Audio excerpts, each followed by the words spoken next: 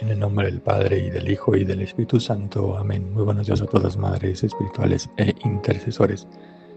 El día de hoy estamos en el miércoles de la octava de Pascua, y el Evangelio que nos propone la liturgia está en Lucas, capítulo 24, los versículos del 13 al 35.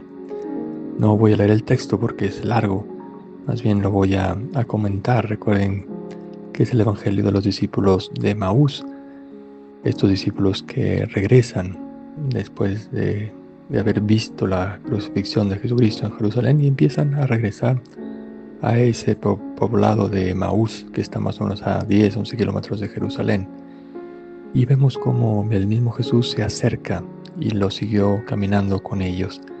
Jesús constantemente sale al encuentro después de que ha resucitado. Sale al encuentro de María Magdalena, sale al encuentro de los discípulos en el cenáculo, sale al encuentro con los apóstoles que están en el lago de Galilea, y ahora también sale al encuentro de estos discípulos de Emaús. También Jesús sale a nuestro encuentro una y otra vez, no se cansa de buscarnos, como si estuviera constantemente mendigando nuestro amor. Y dice que el Evangelio que ellos no podían reconocerlo. Esto es muy interesante, reconocer. Es muy interesante cómo quizás muchas veces también nosotros no podemos reconocer a Jesús por el cansancio, por la rutina, por la falta de fe, por nuestros pecados.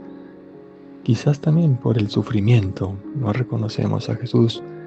En ocasiones podríamos pensar que Dios no está en nuestra vida, no está en nuestra historia, que nos ha dejado solos, que nos ha abandonado, y tenemos que reconocer, readaptar nuestro pensamiento a las cosas de Dios nuestro Señor. Y es ahí donde ellos también empiezan a platicar con Jesucristo, le empiezan a platicar lo que ha ocurrido en Jerusalén. Y le dicen, nosotros esperábamos. Se crean las propias expectativas humanas. Creamos un concepto de Dios a nuestra medida, un Dios a nuestros gustos, un Dios a nuestros intereses, a nuestra voluntad. Y no, Jesús fue condenado a muerte y crucificado. Así era necesario que fuera el Mesías. Y entonces en muchas ocasiones en nuestra vida tenemos que readaptar, reconocer el concepto que habíamos generado de Dios en nuestra mente para que sea no un Dios a nuestra medida, sino el Dios cristiano, el Dios de la Santísima Trinidad, el Dios que en ocasiones permite el mal para que nosotros nos unamos más y más a Él, para vivir en comunión con Él. Y así reelaboramos también nuestro concepto de Dios, reconocemos a Dios nuestro Señor. Y después es muy interesante cómo el Mesías tenía que sufrir, lo dice el Evangelio, comenzando por Moisés.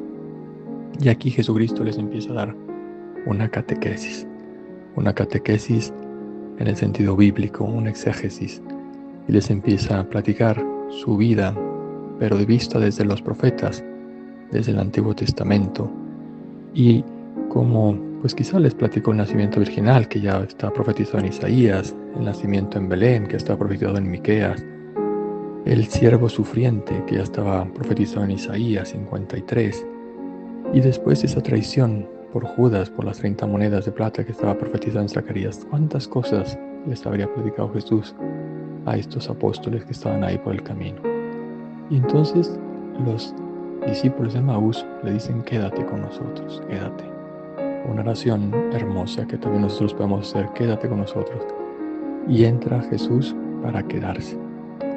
Y es lo que le podemos pedir hoy en el Evangelio. No te apartes de nuestras vidas, quédate en nuestra historia.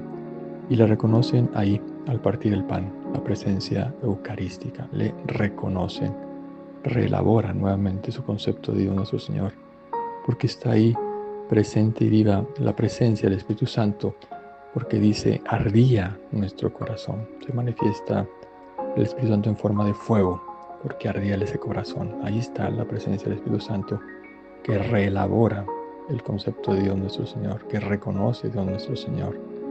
Y es muy interesante cómo entonces ellos regresan a Jerusalén para estar con los demás, para estar en la iglesia, para estar en comunidad.